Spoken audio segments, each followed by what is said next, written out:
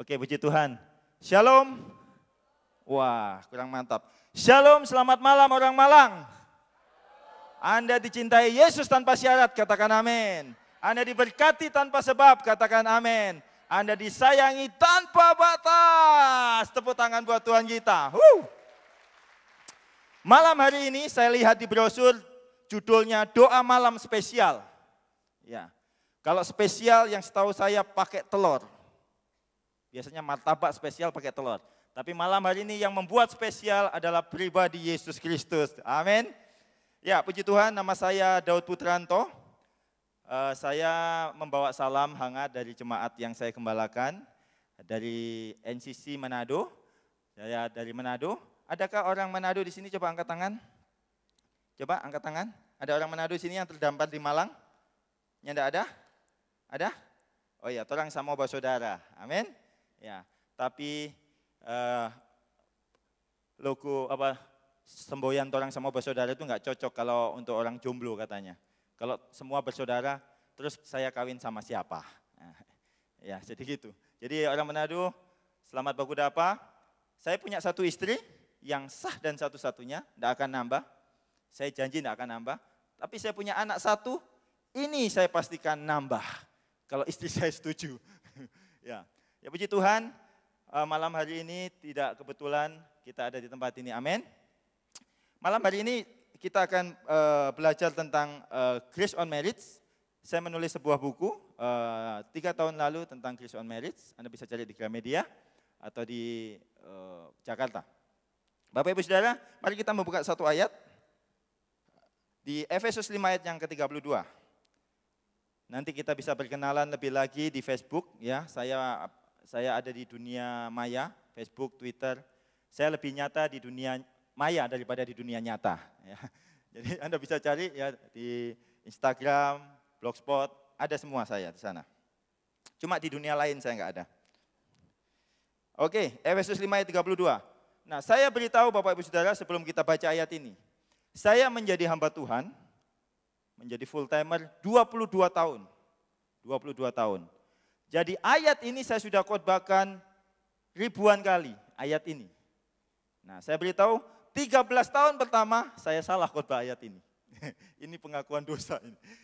Tapi 7 tahun terakhir ini baru saya benar mengkhotbahkan ayat ini. Efesus pasal yang kelima, itu ayat yang paling banyak dikutip. Saya mesti hati-hati, ada lubang di sini. Ini bukan jebakan ya. Efesus pasal yang kelima itu sering dikutip ketika orang menikah, betul enggak? Dulu waktu saya menikah 5 tahun Bapak Ibu Saudara, ya mungkin ada yang lebih lama, pastor pasti lebih lama dari saya, karena pastor lebih ganteng dari saya pasti lebih lama. Dan saya 5 tahun, mungkin ada yang 10 tahun. Ayat ini 90% pendeta kutip ayat ini, 90% pasti khotbah ayat ini, termasuk di pernikahan saya sama istri saya, Joyce Kando, pendeta Joyce Kando. Tapi ayat ini juga 90% salah dikhotbahkan. Nah, saya kasih tahu terlebih dahulu Bapak Ibu Saudara. Pada waktu 3 tahun lalu saya ngobrol dengan satu pendeta, kong kita bilang begini, terus saya bilang begini, Om, saya mau cerita ini tentang pernikahan. Waktu itu saya dapat pewahyuan banyak sekali, Tuhan kasih pewahyuan tentang pernikahan. Terus ini pendeta yang ya lumayan tua, dia bilang ini, ngana ini, baru 2 tahun kawin, mau kasih ajar Pak kita, mau kasih ajar saya yang sudah 30 tahun kawin. Om ini sudah makan asam dan garam, pantesan darah tinggi. Asam dan garam. Oh kita bilang, ya enggak begitu Om, ini kan cuma sharing antar pendeta lah, katakan begitu. Tapi saya juga sedikit, dia ngomong 30 tahun pengalaman, saya baru 2 tahun waktu itu. Terus minta maaf Om, saya mau tanya ini. Om kan sama-sama pendeta ini, orang dua ini sama-sama pendeta. Om belajar doktrin pernikahan Kristen dari mana? Terus dia menyaut cepat, wah jelas dari Paulus. Nah itu Paulus enggak kawin. Mending saya 2 tahun kawin. Paulus tidak menikah. Paulus itu bukan salah satu yang menulis tentang pernikahan. Ironisnya Paulus itu satu-satunya. Semua bilang satu-satunya. Satu-satunya yang nulis tentang pernikahan di Alkitab itu cuma Paulus. Yang notabene enggak kawin. Itu Paulus. Lebih lagi 2 Petrus 3 ayat 15-16, Rasul Petrus bilang tentang Rasul Paulus, surat-suratnya itu sukar dipahami. Kalau Rasul Petrus aja sukar memahami tulisannya Paulus, jadi kalau jangan Anda merasa bersalah, kalau malam hari ini Anda tidak memahami apa yang saya khotbahkan. Yang setuju katakan amin. Oh ini karena doa malam, saya kasih aturannya. Saya berdoa, saya diundang lagi, jadi saya kasih aturan cara mendengar khotbah saya. Ini penting, khotbah saya itu ada aturannya cara mendengar. Yang pertama, sebelum kita lanjut, yang pertama Anda jangan sungkan-sungkan bilang amin. Karena 2 Korintus 1 ayat 19-20 kita mengatakan amin untuk memuliakan Elohim. Katakan amin. Fungsi amin ada 3. Yang pertama, memberi semangat kepada pengkhotbah. Nah, oke. Fungsi amin yang kedua, untuk memuliakan Elohim. Nah, yang paling penting fungsi amin yang ketiga, membangunkan orang di samping Anda. Apa? Lihat, bangun tuh 3 di situ. Bayangkan, khotbah belum dimulai udah terjadi revival. Oke, jadi Anda jangan segan mengatakan amin. Yang kemarin sudah latihan, boleh mengatakan animamin, kepanjangan dari amin, akronimnya. Nah, khotbah saya, peraturan yang kedua, itu tadi peraturan pertama, jangan ragu-ragu bilang amin. Yang khotbah saya yang kedua, khotbah saya tidak untuk dimengerti. Saya tidak khotbah pakai otak, jadi Anda jangan mikir pakai otak khotbah saya. Enggak nyambung ini. Karena ada ini ibu-ibu di tempat saya, bilang nih, aduh Pak Gembala, lagi stres saya. Kenapa Bu? Iya banyak masalah. Itu saya mikirin omongannya itu loh, jemaat itu loh Pak. Gimana ya? Loh Bu, ibu itu gimana? Wong dia ngomong gak pakai mikir, ibu mikirin omongannya dia. Loh yang agak sedikit senewan itu ibu. Kalau orang lain ngomong gak pakai otak, jangan pikir pakai otak. Nah saya khotbah dari hati. Khotbah saya tidak untuk dimengerti, karena itu tugas Roh Kudus membuat Anda mengerti tentang anak. Amin. Tentang Yesus Kristus. Itu tugas Roh Kudus, bukan tugas saya. Tugas saya membuat Anda menikmati Kristus selama 38 menit ke depan. Jadi sesuatu yang dahsyat itu tidak untuk dimengerti, untuk dinikmati. Katakan amin. Yesus itu masuk hati, bukan masuk akal. 1, 2, 3. Yesus masuk hati, bukan masuk akal. Itu sebabnya dia untuk dipercaya, bukan untuk dimengerti. Semakin Anda tidak tahu, semakin nikmat. Jadi nikmati saja. Amin. Mari kita baca Efesus 5 ayat 32. Itu tadi perkenalannya. Rahasia 1, 2, 3. Rahasia ini besar, tetapi yang aku maksudkan ialah hubungan Hamasyah dan jemaat. Saya baca dalam teks aslinya. Rahasia ini besar, tetapi yang aku maksudkan ialah hubungan Kristus dan jemaat. Coba semua bilang Kristus dan jemaat. Nah saudara, kenapa saya harus membaca dari Efesus 5 ayat 32? Karena supaya kita tidak salah kesimpulan terhadap tulisannya Paulus. Sekali lagi, Paulus berkata begini, tetapi yang aku maksudkan, maksudnya dia ngomong begini, aku tadi ngomong dari ayat 22, 23, 24, 25, 26, 27, 28, 29, 30, 31. Yang aku maksudkan tadi itu bukan hubungan suami istri. Nah saya 13 tahun salah, saya pikir Paulus menulis hubungan suami istri, saya pikir. Enggak, yang aku maksudkan, tiba-tiba 3 tahun lalu ini kebuka, loh ini ayat udah lama kenapa baru saya baca. Paulus tidak pernah menulis hubungan suami istri, Paulus menulis tentang hubungan Kristus dan jemaat yang diaplikasikan kepada hubungan suami istri. Kenapa kok saya berani berkata Paulus tidak bicara hubungan suami istri? Loh Paulus saja nggak kawin kok. Dia mau tulis pengalamannya siapa? Paulus itu tidak menikah. Jadi tenang, kabar baik yang malam hari ini jomblo, ada temanmu. Ya, yang jomblo bilang amin. Amin aja udah nggak kuat kamu. Memang sangat kasihan kalian. Coba, nah malam ini nanti saya mau kasih rumus, ada yang tanya. Nanti saya akan kasih rumus cara menembak cewek secara kasih karunia. Yang ada jomblo malam ini bilang amin. Nah, tadi sore saya dapat SMS dari Istana Negara. Dengerin yang jomblo ini. Saya tadi sore dapat SMS dari Istana Negara. Istilah jomblo dihapuskan pemerintah. Puji Tuhan. Diganti dengan tuna asmara. Jadi bersyukurlah malam hari ini status jomblomu berakhir. Berakhir.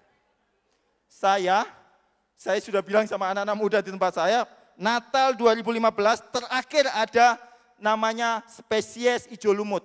Ikatan jomblo imut-imut. Karena kamu sekarang udah amit-amit. Masa udah mau deket Natal 2000, masih belum ada pacar, hello. Ini ya, jangan sampai ya yang pelayanan WL Singer ini sampai jomblo. Ini gampang nih cari pacar nih yang sana, itu harus wajib ya. Apalagi itu WL ya, tadi tidak boleh jomblo. Orang jomblo pun disayang Tuhan. Paulus itu tidak nikah. Paulus bilang, yang aku maksudkan hubungan Kristus dan jemaat. Jadi begini nanti saya cara khotbah. Ini khotbah yang pertama, nanti dilanjutkan kapan-kapan. Saya akan ngomong prinsip hubungan Kristus dan jemaat sebagai esensi, katakan esensi. Esensinya, Anda lihat tangan saya ya.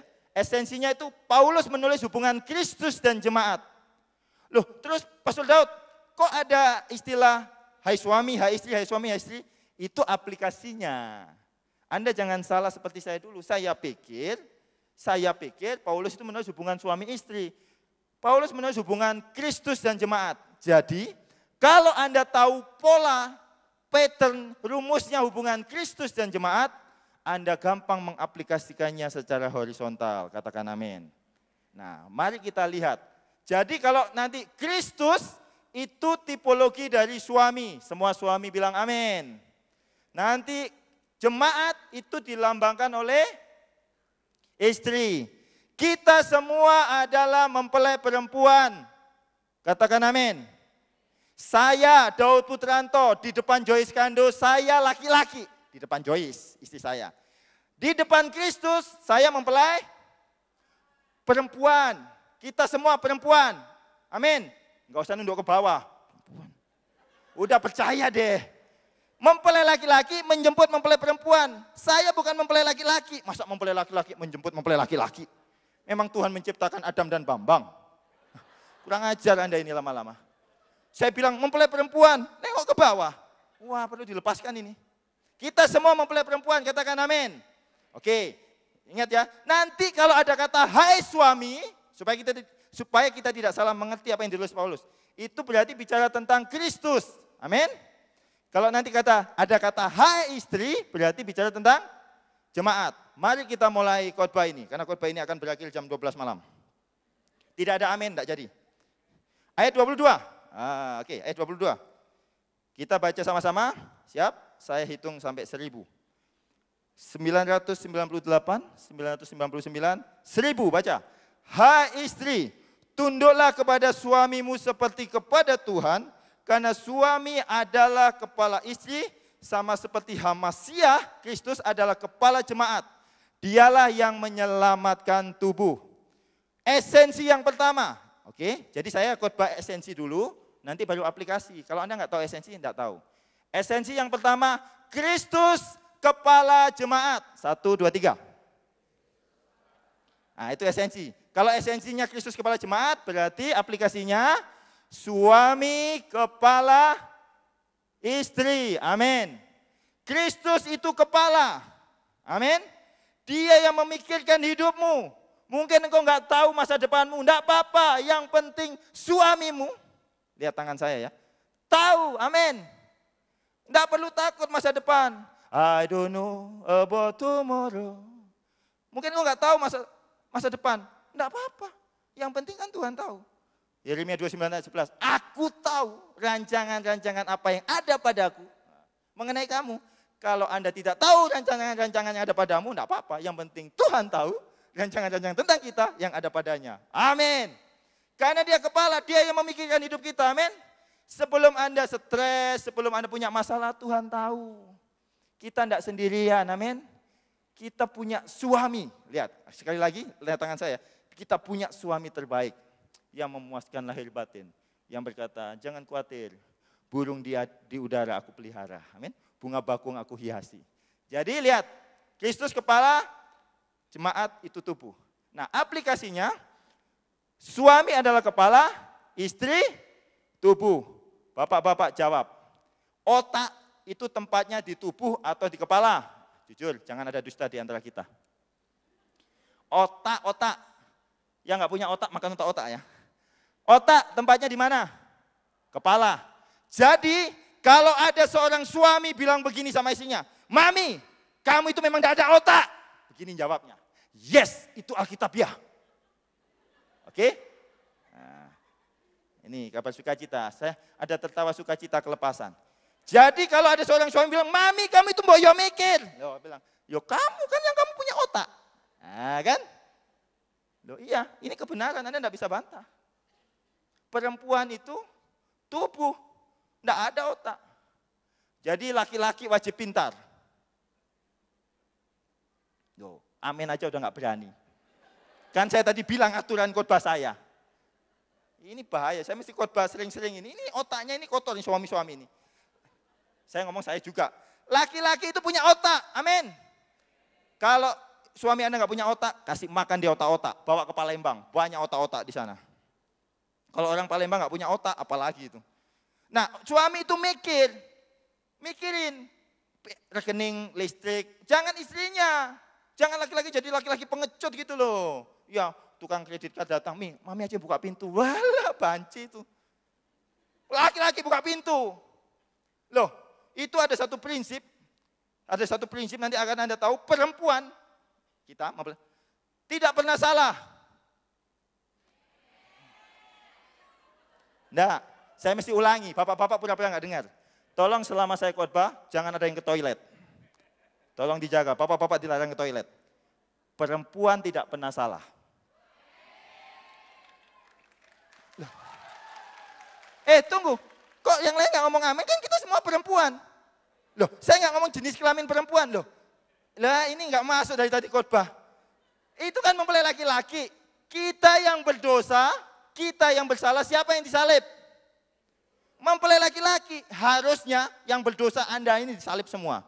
Wajah-wajah nggak jelas, salib semua aja. Tapi karena dia cintanya besar, sang suami itu, lihat tangan saya ya, ini vertikal, esensi. Dia yang disalib. Betul? Contoh di Taman Eden. Yehova Elohim bilang begini, jangan makan buah itu. Terus siapa yang makan duluan? Adam atau Hawa? Adam atau Hawa, saya nggak dengar. Makanya yang punya nafsu itu Hawa. Hawa nafsu. Gara-gara Hawa nafsu, saya jadi nafsu juga. Coba cari di Alkitab, jauhilah hawa nafsu. Kan nggak ada jauhilah Adam nafsu. Adam nggak punya nafsu. Anda punya nafsu, saya jadinya nafsu. Oke. Yang makan buah kan Hawa. Yang dicari siapa? Adam. Amin. Iya dong, laki-laki ngadepin. Itu sebenarnya laki-laki itu mikir. Kepala, berpikir bagaimana ini. Jangan ini, aduh bagaimana tagihan bulan depan. Udah, terserah mami aja lah. Terserah. Oh Anda lama-lama jadi banci loh. Berpikir. Ya perempuan itu memang kerjanya ngomel aja kayak Angry Bird. Kalau enggak percaya coba bilang Hawa. Nah, terbuka kan mulut Anda? Coba sekarang Adam. 1, 2, 3. Adam, tertutup kan? Di Palembang ada yang maksa, Pak bisa juga Hawa tertutup? Hawa. Bu, nek maksa ya coba maksa Bu. Adam ya bisa dibuat terbuka, Adam. Nah, itu kayak Mas Koki. Nah, suami itu kepala, amin. Suami itu kepala. Semua suami bilang, saya punya kepala. Saya punya otak. Kenapa saya bilang begini? Saya nikah 9 Oktober 2010 di Jakarta, 9 Oktober. Cincin ini saya lempar 11 Oktober, H+2. Kenapa? Kami tengkar, marah. Kenapa? Biasa orang kalau habis kawin kan harus bayar catering. Jadi malu. Foto. Istri saya ini nggak mau ngerti. Saya bilang, ini udahlah dijual aja. Kamu itu yang mikir. Oke, setelah itu semakin runyam. 3 bulan kemudian kami pindah ke Batam. Anda tahu, 1 minggu pertama, dia banting pintu kamar depan. Boom! Oh nggak bisa 1-0. Ya kan bapak-bapak ya? Jangan biarkan 1-0. Saya banting pintu belakang. Bam! 1-1. Kayak Anda nggak ngelakuin aja. 1-1. Lama-lama 3 bulan kemudian dia minta cerai. Loh saya pikir ini kan pendeta kawin sama pendeta. Ngerti ayat. Loh Anda saya beritahu ya. Kami itu kalau kelahi nggak mainstream. Kalau suami istri kalau kelahi kan lempar piring, lempar gelas. Itu kan mainstream banget. Kalau kami nggak lempar itu. Kami lempar ayat. Hai istri. Oh istri saya juga ngerti. Hai suami. Loh lama-lama kok hai istri ya suami. Saya kasih satu ayat, satu perikop dia kasih. Oh saya kasih satu pasal, satu kitab dia kasih. Apalagi skripsi istri saya itu okultisme, ngeri. Okultisme.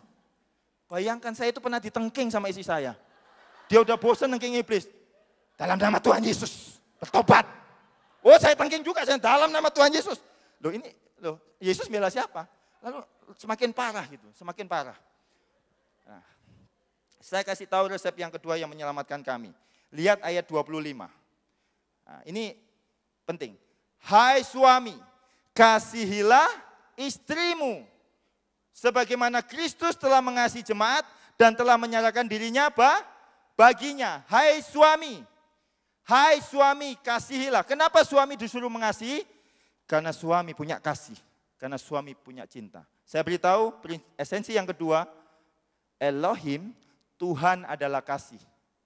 God is love. Tuhan adalah kasih. Kristus adalah kasih, katakan amin. Saya tanya, apakah Kristus perlu dikasihi? Tidak. Lihat, identitas. Jangan salah identitas. God is love. Lover, jemaat. Jemaat adalah, identitas kita adalah lover of God atau believer of God. Believer of God, that's our identity, right? Amin? Tumen saya bisa bahasa Inggris. Lover, believer. 1, 2, 3. Lover, believer. Identitas kita ini believer, orang percaya. Kita bukan pecinta Tuhan, kita pemercaya Tuhan. Amin? Nah, bagaimana kalau diaplikasikan? Maka suami adalah kasih, istri adalah pemercaya. Saya beritahu, tadi siang saya ngonseling seorang pendeta di Malang. Yang saya nggak tahu Tuhan bisa ngatur, terus saya konseling.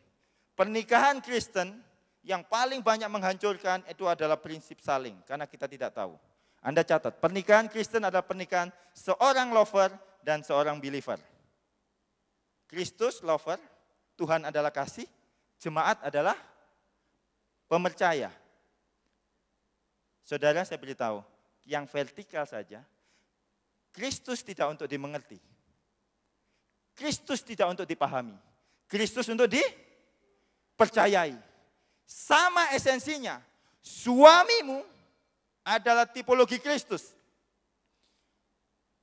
Kristus tidak untuk dimengerti. Sama karena tipologi esensinya, maka suami jangan dimengerti. Identitas istri adalah believer. Identitas suami adalah lover. Saya cerita dari lover. Bapak dengar baik-baik. Ini akan memerdekakan Anda.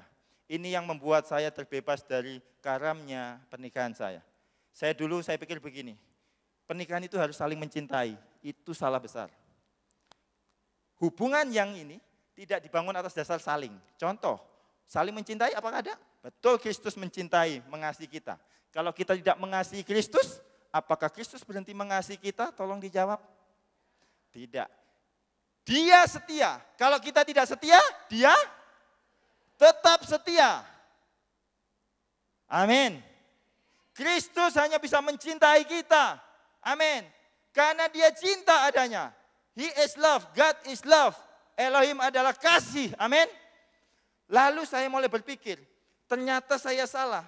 Dulu saya itu mau cerai, gara-gara begini, saling mencintai dong. Papi sayang sama mami 100%, mami juga sayang sama 100% dong. Kan begitu, saling itu berbahaya. Karena saling itu pembunuh. Misalkan, saling mencintai. Ya, kalau lu sayang gua sayang lu. Kalau lu gak sayang gua gak sayang lu. Lu, gua, N. Kok Anda ngerti? Udah banyak N di sini ya? Nih, lihat. Bapak-bapak dengar, semua bapak-bapak bilang amin. Masih hidup. Istrimu untuk dicintai.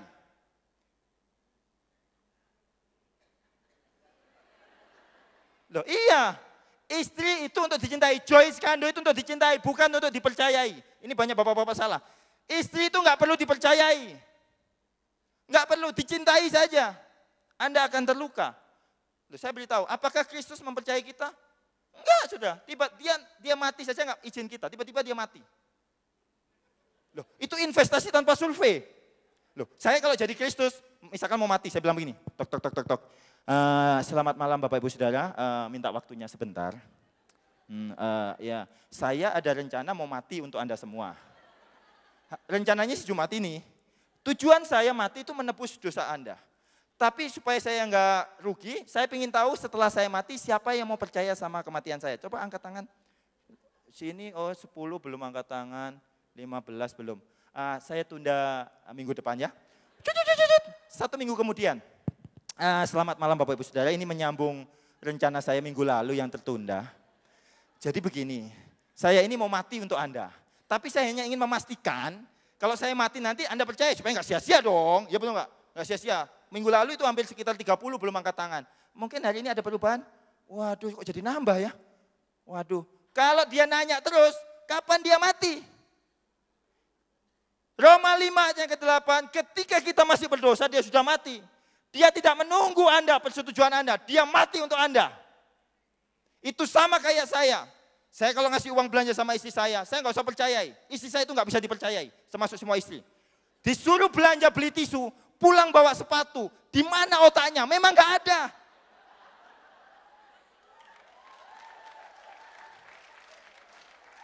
Loh, tadi kan aku bilang beli tisu. Iya, sepatunya deket tisu, Pi. Pas ngambil ke cangking. Loh, ya apa ini? Dulu saya sering mikir. Sekarang saya nggak usah permasalahkan. Rumah tangga sekarang saya nggak pernah ribut. Karena betul, perempuan nggak bisa dipercayai. Saya kalau jalan misalkan ya, di Matos, Malang Town Square. Saya kalau jalan di supermarket itu saya gandeng istri saya. Wah, saya peluk. Wah, jemaat bilang, Pastor Daud itu loh pendeta luar biasa, romantis sama istrinya. Di Matahari Department Store dipeluk istrinya. Wah, romantis. Sebetulnya enggak sih. Jadi begini Bapak Ibu, ini jujur ya. Maut memang tidak pernah memisahkan kami. Tapi tanda diskon 70% itu sering memisahkan kami. Makanya kalau Anda lihat saya gandengan sama istri saya, itu saya nyekel. Kalau enggak, dompet saya kecabut. ATM pecah ketuban saya. Itu bukan masalah romantis. Istri saya itu hanya terhilang, ditumpukan. Diskon 50% aja bisa hilang ibu-ibu. Apalagi 90% dekat Natal. Sebentar cuma lihat-lihat. Sebentar itu 1 jam dia. Hilang ditumpukan baju-baju. Makanya kalau ada bapak-bapak tiba-tiba minum teh botol di lobi, nunggu apa Pak? Istri hilang. Itu suami yang mantap. Dicintai saja. Amin. Makanya saya bilang, kalau laki-laki cintanya tidak lebih besar daripada kesalahan istrinya, banci dia. Laki-laki itu sebenarnya nggak perlu marah. Apakah laki-laki, lihat tangan saya, pernah marah sama kita? Tidak. Tuhan tidak marah sama kita. Tuhan tidak marah sama kesalahan kita. Karena cintanya lebih besar daripada kesalahan kita. Ibu-ibu di sini yang pernah melahirkan normal, coba angkat tangan. Yang melahirkan normal ya, bukan lahir, bukan, itu enggak termasuk. Hacing, 2. Atau dari Bluetooth, enggak, itu enggak termasuk. Jujur nih saya mau tanya nih, melahirkan normal itu sakit enggak? Sakit. Enggak usah nyanyi sakitnya itu di sini ya, sakit. Wah, pembukaan 1, pembukaan 2, lalu lahirlah itu si Meme. Itu sakit loh, saya beritahu sakit. Kok Pastor Daud tahu? Ya, saya cerita istri saya sih sakit katanya. Saya punya jemaat dulu di Palangkaraya. Bu, saya tanya, kalau ngelahirin itu sakit enggak? Wah, sakit sekali Pak Pendeta. Terus ini anak keberapa? Ini anak ke-7. Loh, sakit itu 7. Kalau enggak sakit apa enggak 70 itu? Itu dia bilang sakit 7, ini anak ke-7. Apalagi kalau enggak sakit, itu kan ngendok. Mana apa ngendok? Nah, itu kan sakit, sakit. Betul ya, ibu-ibu sakit ya, melahirkan kan sakit. Apakah pernah kalau seorang ibu habis melahirkan, terus anaknya lahir, kamu buat mama sakit, kurang ajar. Kamu tahu rasanya sakit, ngeden itu kamu tahu. Kok saya belum ketemu ya sampai hari ini ya? Saya mau tanya ibu-ibu jujur, kenapa kok Anda nggak pukul anak itu? Loh, itu menimbulkan rasa sakit. Karena rasa sayang Anda lebih besar daripada rasa sakit Anda. Kalau seorang suami, cintanya, ya tepuk tangan, enggak apa-apa tepuk tangan dulu. Artis yang baik kasih kesempatan untuk orang tepuk tangan. Enggak, guyon, artisnya Tuhan. Nah, suami yang baik, cintanya lebih besar daripada kesalahan istrinya. Ingat, perempuan tidak pernah salah. Istri saya itu punya, cerita ini udah atas persetujuan istri saya. Istri saya itu punya 3 kelebihan. Kalau pegang barang, hilang, rusak, bengkok. Kami itu punya kunci rumah masing-masing. Istri saya sudah ganti 3 kali bulan ini kunci pintu depan. Saya belum. Itu keran air besi Pak, patah di tangan istri saya. Saya ini nikah sama Hercules atau sama... Saya itu batin. Dulu itu saya suka batin. Loh bayangkan. Istri saya, terus karunianya yang ketiga ngilangin. Suatu saat saya dari kantor, Mi, tolong ambil duit Mi di ATM. Oh iya. Terus di SMS, Pi, ATM-nya hilang. Ya sudah, bawa aja buku tabungannya ke bank. Saya telepon 1 jam, Mi ada di mana? Di kantor lurah. Loh, kok kantor lurah? Loh kok nggak ke bank? Iya, mau ngurus bukunya nggak ada. Ya pakai KTP, KTP-nya juga hilang. Ada. Saya terus mikir dong, Mi mikir. Ya udahlah. Harus dicintai. Lihat, cinta Kristus lebih besar daripada dosa kita, betul? Jadi jangan mikir, aduh, gua lagi digebuk Tuhan. Loh, kita punya Tuhan itu bukan kadang baik, kadang jahat. Berarti Tuhan yang gila. Kebaikannya selamanya, paripurna tetap. Amin? Iya, kebaikannya tetap. Itu sebenarnya suami itu cinta. Suami itu mencintai istrinya. Sudahlah, cintai saja. Cinta satu arah. Memang Kristus mencintai. Kalau jemaat nggak mengasihi, Kristus tetap mengasihi. Itu namanya cinta satu arah. Semua bilang cinta satu arah. Bukan 2 arah, bukan saling mencintai, cinta satu arah. Kan ada lagunya itu dari YS, albumnya YS. Cinta satu arah, oh indahnya cinta. Oh nggak pernah dengar ya? Oh gereja mana itu? Sorry nggak tahu Anda. Indah, saya itu hanya mencintai. Seperti lagu sekolah minggu, kalau ini Anda tahu. Kasih Yesus, turunin nadanya. Kasih Yesus kepada beta tak terhingga sepanjang masa, hanya memberi tak harap kembali, bagai sang surya menyinari dunia. Ini kabar buruk, suka ndak suka, Yesus tresno karo kowe. Gua nggak mau dicintai, saya bilang, urusan lu, gua tetap sayang sama lu.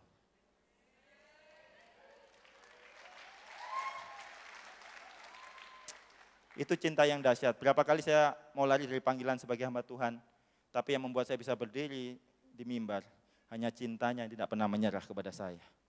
Aplikasinya saya tidak pernah menyerah sama istri saya. Apalagi khusus soal makanan. Aduh saya dulu di Batam, dia di BSD. Kami itu pacaran jarak jauh, yang kata anak muda, apa itu LDR, long distance relationship itu. Saya apel, 3 hari saya yang nginep di pastori di rumahnya. Dia bilang, Beb, dulu kami panggilannya kalau pacaran Beb sama Ai. Tapi Anda jangan salah paham, itu bebek dan ayam sebetulnya. Beb, mau makan apa? Saya bilang, biasa kan kalau orang pacaran, kalau ya terserah Hani deh. Ya. Orang kalau jatuh cinta, tai kucing rasa, coklat, stroberi, pisang keju, kan banyak ya. Oh hari ini kita makan Indomie goreng sama telur. Oke, sudah. Itu hari Senin. Hari Selasa, mau sarapan apa Beb? Ya, seperti biasa saya bilang kan Jaim, terserah deh, ganti dong. Oke, hari ini kita akan makan telur. Sama apa? Sama Indomie goreng. Saya pikir-pikir, oke, enggak mungkin. Hari Rabu, sarapan lagi. Tuh, mau sarapan apa hari ini? Ganti masak itu. Ya makan nasi ya. Puji Tuhan hari ini makan nasi. Lauknya apa? Indomie goreng sama telur. Perasaanku podo ae gue. Lalu saya mikir, saya belum kawin dia nggak bisa masak. Nggak bisa masak. Loh, kalau saya makan mie terus, saya bisa keriting. Saya lama-lama bisa jadi orang Papua. Anda bisa manggil saya Pace. Istri saya sadar. Tapi saya tahu, istri itu jangan dibuat down. Dicintai aja. Saya ingat itu waktu malam pertama, Papi enggak menyesal nikah sama Mami enggak bisa masak. Saya bilang, tenang, kalau semua perempuan bisa masak, untuk apa orang buka restoran? Loh. Kenapa restoran buka? Itu tandanya enggak semua ibu bisa masak. Tugas Papi doain supaya dapat duit banyak, supaya kita tiap hari makan di luar. Anda tahu hari ini dia bisa masak banyak makanan. Enggak Enggak perlu dipaksa-paksa, biarkan dia mengalir.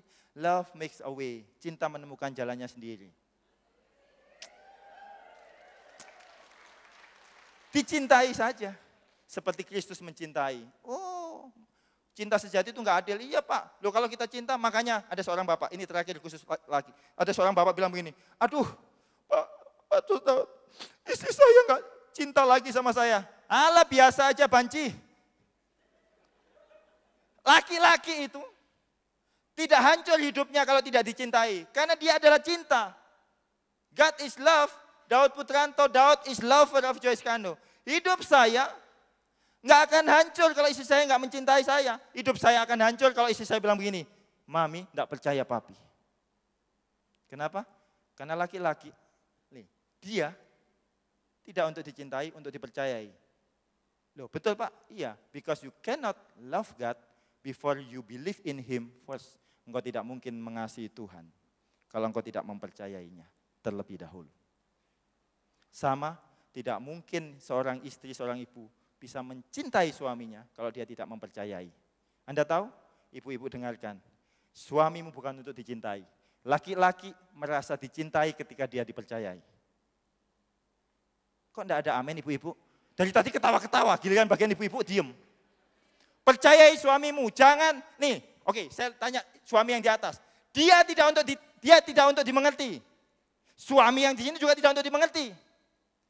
Makanya orang percaya, banyak percaya bukan banyak tanya. Tuhan kenapa begini? Tuhan kenapa sandal jepitku hilang? Tuhan kenapa pacarku diambil orang? Loh, memang kemuliaan Elohim itu merahasiakan sesuatu. Semakin kau tidak tahu, semakin bagus supaya kau percaya. Juga suamimu itu bukan untuk ditanyai, dipercayai aja. Di Jakarta, saya pelayanan. Tiba-tiba yang nganter saya, Pi lagi di mana? Lagi nganter Pastor Daud, macet di Tomang. Coba fotoin kalau macet, jepret. Sebelah kanan, jepret. Pastor Daudnya, jepret. Terpaksa. Pak, Bapak itu kawin sama siapa sih? Percayai. Amin. Suami itu, Anda akan lelah berusaha mengerti. Entah suami yang di sana, atau suami samping. Percayai saja. Anda tahu 3 tahun lalu di Manado, saya dianggap sesat satu kota.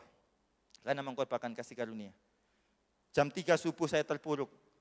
Masalah itu membuat keluarga besar tidak percaya sama saya. Saya meringkuk di kamar. Karir papi hancur, semuanya hancur. Istri saya datang memeluk pundak saya. Papi, kalau seluruh dunia tidak percaya sama papi, tapi mami tetap percaya papi.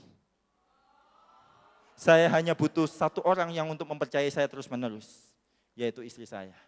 Kalau saya bisa berdiri di sini, kan ada seorang perempuan yang mempercayai saya bisa bangun pelayanan ini lagi. Dengar ibu-ibu, bisnis suamimu bisa bangkrut, pekerjaannya bisa hilang.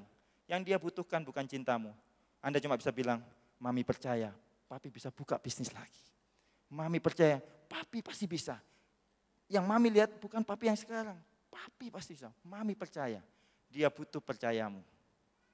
Butuh percayamu. Anda tahu, saya tadi ngomong banci, berdasarkan survei akademis, laki-laki menjadi banci karena jarang dipercayai oleh istrinya. Lagi di mana? Lapangan futsal, coba foto lapangannya. Udah makan siang, coba foto piringnya. Anda ini believer atau reporter? Suami baru pulang, kenapa kok baju lecek begitu? Itu tisu siapa? Itu lipstik siapa? Anda lebih banyak percaya. Mau vertikal atau horizontal. Makanya saya itu heran kalau ibu-ibu dua anak. Dua orang percaya itu jarang keluar air mata sebenarnya. Air mata itu kan kamuflase, kekhawatiran. Duitnya belum ada. Loh, kalau Anda percaya, kalau Anda mengenal siapa Tuhanmu, meskipun Anda dalam lembah kelam, Anda bisa bilang, Tuhan Engkau tetap baik. Aku percaya Engkau. Aku percaya. Mungkin suamimu horizontalnya aku papi, kita bisa lalui masalah ini sama-sama. Mami, percaya papi. Itu sebabnya di rumah saya ada tulisan, ada 2 foto. Daud, lover of Joyce Kando. Joyce Kando is believer of Daud Putranto. Satu-satunya yang saya butuhkan dari istri saya itu cuma percaya. Nah, ini kabar baik, supaya tidak lupa. Siapkan catatan untuk jomblo-jomblo, cara menembak cewek. Itu yang kalian tunggu-tunggu kan? Yang pertama, Karena ini bagian penting. Cara ini sudah terbukti di 3 negara, 3 benua, dan 3 dunia. Dunia lain juga. Yang pertama, tentukan sasaran. Tulis ini, misalkan si Aling, tulis. Aling. Yang kedua, katakan cinta. Ajak dia makan, bilang, Ling, wo aini. Cuma ada 3 kemungkinan jawaban cewek. Yang pertama dia akan bilang, kalau gua nggak cinta, kalian jawab begini, enggak apa-apa. Atau yang kedua bilang, aku cinta kamu. Ada kemungkinan jawaban kedua, tapi kan aku masih sekolah. Anda jawab begini, kan sekarang lagi libur. Nah, gitu. Itu kalau jawaban kedua. Yang ketiga, aduh aku nggak kepikiran. Nah, dari 3 itu, dengarkan. Supaya ini mencegah narkoba dan segala macam, dengarkan cowok-cowok. Jangan mencari istri yang mencintaimu. Jangan, itu kesalahan besar. Cari istri yang mempercayaimu, cari pacar yang mempercayaimu. Karena banyak anak cowok begini, nggak ada yang sayang sama saya, pastor. Masa di gereja sebesar ini? Oh jelas, mungkin sulit. Cari seorang cewek yang mempercayaimu. Bilang sama Aling, Ling, lu nggak perlu cinta gua. Yang penting lu percaya. Oh kalau gitu gampang kok. Nah, contoh, misalkan gua bilang gini, Ling, cuma kamu yang bisa meneduhkan malam-malamku. Nah, lu mesti percaya, Ling, cuma kamu yang paling cantik di Malang ini. Lu mesti percaya. Kalau Aling bilang, kalau cuma percaya sih gampang kok. Maka tahu bulan depan kalian akan kawin. Because believing produce loving. Anda tahu, cinta tidak pernah gagal. Love never fail because love is a person. Orang bilang, kenapa lu nikah sama dia karena cinta? Kenapa lu sekarang cerai? Ya karena cinta. Anak-anak segala macam, salah. Yang menghancurkan hubungan, rusaknya rumah tangga, bukan hilangnya cinta. Tapi hilangnya kepercayaan. Bahkan beberapa orang pasti punya cinta, tapi tidak mempercayai. Karena sulit Anda mencintai seseorang yang tidak Anda percayai. Betul? Bayangkan kalau istri Anda bilang begini, papi, mami sayang sekali. Papi paling ganteng. Cuma satu, mami tidak percaya papi. Selesai hidup Anda. Jadi, percaya, believing is the important. The power of believing. Bukankah kita tidak bisa mengasihi suami? Kristus itu suami kita.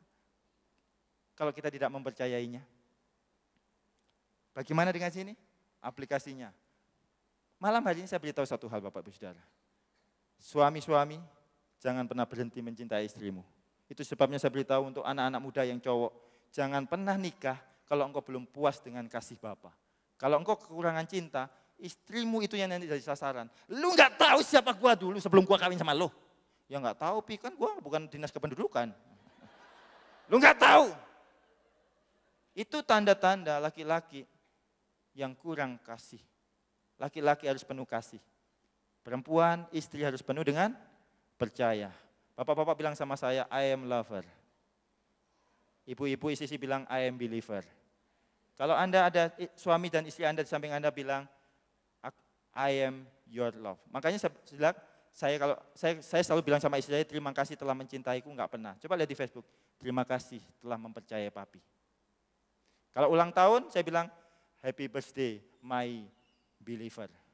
Kalau istri saya, kalau saya yang ulang tahun, happy birthday my lover. Semua jemaat saya ajar. Karena pernikahan yang dibangun atas dasar saling berbahaya. Saling menghormati. Gue nggak ngungkit keluarga lu ya, lu jangan ungkit keluarga gue. Bahaya. Kalau satu orang gagal, gue nggak ngungkit, kenapa lu ngungkit keluarga gue? Atau prinsip saling mendengarkan. Papi ngomong, mami dengar. Mami ngomong, papi dengar. Coba kalau salah satu nggak dengar. Giliran papi ngomong, mami nggak mau dengar. Mami mintanya mau didengar terus. Ingat, cinta sejati memang tidak pernah adil. Bukankah dia yang tidak berdosa dijadikan dosa karena kita? Anda ngomong keadilan? Tidak adil. Tapi itulah bapak-bapak, menjadi Kristus itu indah. Amin. Menjadi Kristus itu adalah tipologi kebanggaan sebagai suami. Cintai istrimu, cintai. Cintaku sedalam samudra. Saya bilang sama istri saya, seperti Kristus cintanya. Malam hari ini, pernikahan Anda tidak butuh tips pernikahan. Pernikahanmu hanya butuh pribadi Yesus Kristus. Ketahuilah, ibu-ibu belajar mempercayai suami-suami malam hari ini. Katakan amin. Saya percaya ada anggur baru dicurahkan malam hari ini. Malam ini bilang begini, papi, aku belajar mempercayaimu. Seorang laki-laki merasa dicintai ketika dia dipercayai. Laki-laki itu modalnya hanya kepercayaan dari istrinya. Kalau dia dipercayai, dia maksimal dalam bisnis, maksimal dalam pelayanan. Suami-suami, istrimu bukan untuk diingat-ingat kesalahannya. Kristus saja tidak gagal mengingat kesalahan kita. Masa Anda masih menyimpan kesalahan istri? Lupakan dan lanjutkan kehidupan ini dengan cinta Kristus. Mari kita berdoa.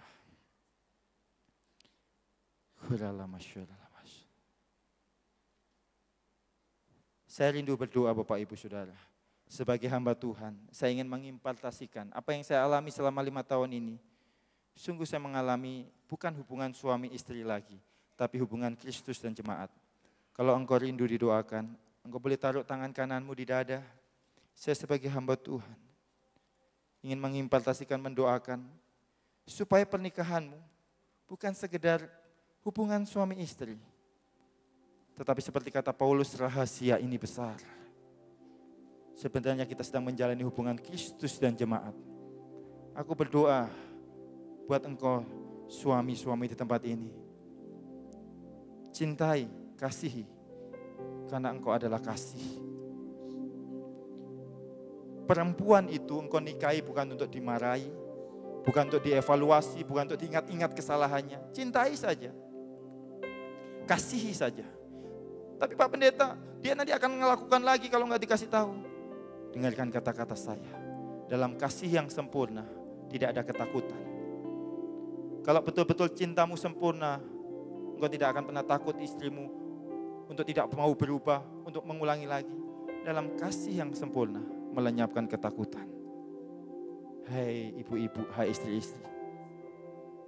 Mulai berhentilah menanyai suamimu. Dia adalah Kristus, dia adalah lambang Kristus dalam rumah tangga. Dia untuk dipercayai. Kalau engkau lelah, pastor, saya sudah berusaha mengerti suami saya. Saya sudah berusaha memahami selama belasan tahun. Saya katakan berhentilah mengerti. Belajarlah mempercayai. Percaya pakai hati, bukan pakai pikiranmu.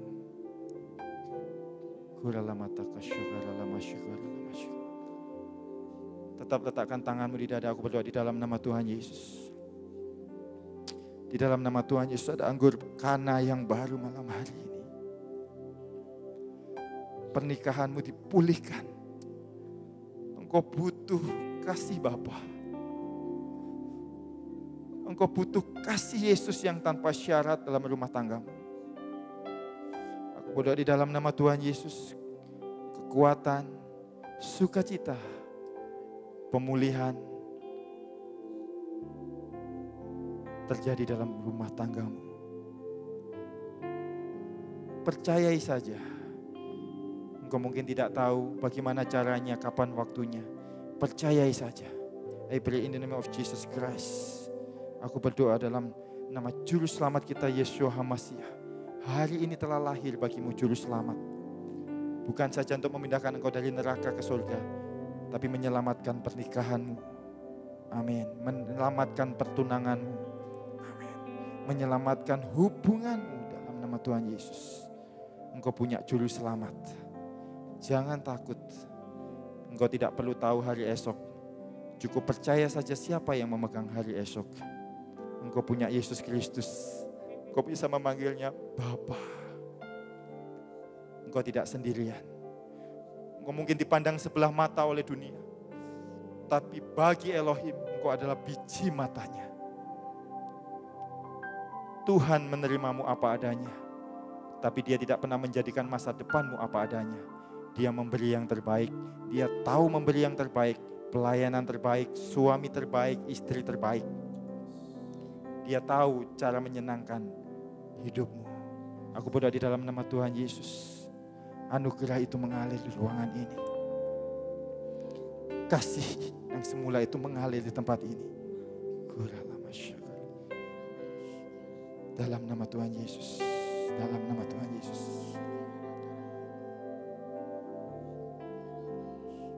Saat ku tak melihat jalanmu Tuhan. Saat ku tak melihat jalanmu, saat ku tak mengerti rencana. Mungkin engkau gak mengerti rencana Tuhan. Putuskan malam hari ini.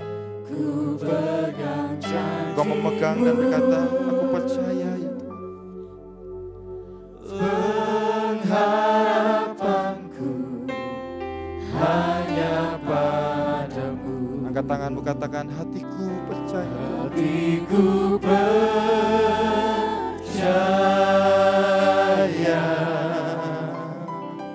Hatiku percaya.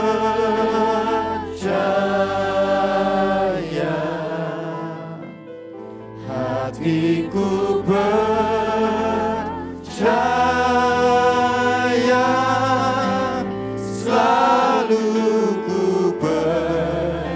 Ini pengakuan kami kepadamu ya Tuhan. Hati kami percaya. Hati kami, disitulah Engkau tinggal di hati kami. Kami percaya dengan hati kami. Mungkin mustahil, sulit dimengerti, sulit dipahami. Malam ini aku memutuskan percaya. Pernikahanku dipulihkan, keluargaku dimerdekakan, dibebaskan, diberkati. Selalu aku percaya. Selalu aku percaya kepadamu ya Tuhan.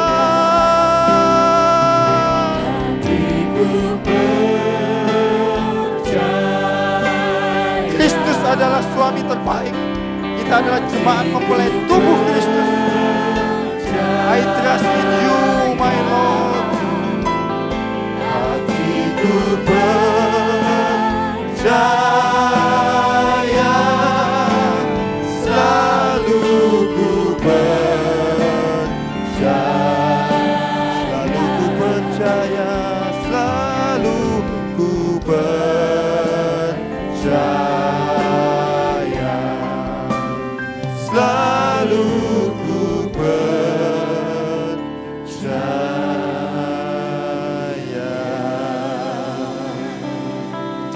Terima kasih Tuhan, Engkau terus mengerjakan pemulihan, kelepasan, sukacita, kemerdekaan. Keluargamu akan memancarkan manifestasi hubungan Kristus dan jemaat. Pernikahanmu akan menjadi kesaksian yang baik di kota ini. Mereka tidak sedang melihat sebuah hubungan suami istri.